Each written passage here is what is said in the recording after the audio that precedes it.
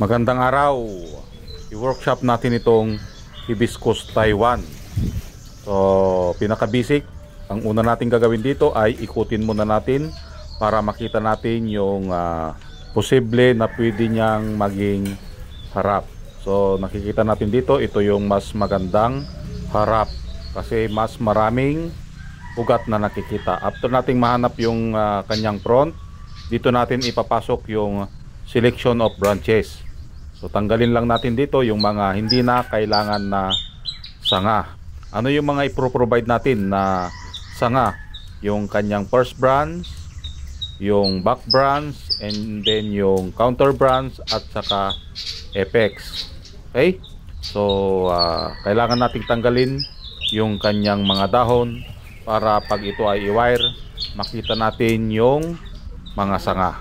So after nating matanggal yung dahon, tanggalin din natin yung pinagputulan para hindi mahalata na nalagari.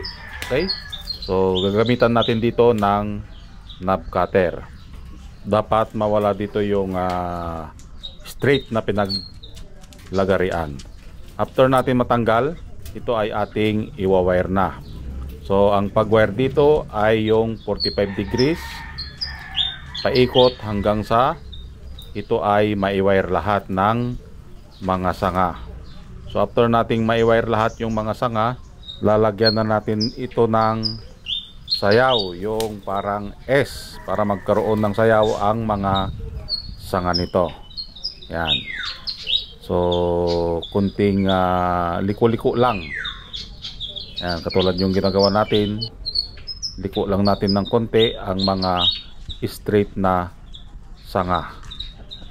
Yan, so yun ang trabaho ng wire, yung iga-guide ng liko ang mga sanga. At make sure na kapag tayo ay mag-wire, dapat hindi na diligan yung ating halamang bonsai. So after nating may wire, ito ipapawild natin yan para maging first branch. Okay, dahil nahuli siyang tumubo, kailangan nating palargayin yon. At ito yung kanyang back branch. Yan. At yung kanyang cluster, yung nasa taas na branch, ito. Okay? Ito naman yung kanyang partner. Yan. At dito tayo mag-e-apex. Antayin natin na tubuan ng sanga dito. Hilahin natin papunta doon sa kabila. Yan. So dyan ang apex. After natin ma-wire, ito na yung kanyang itsura at antayin yung update nito.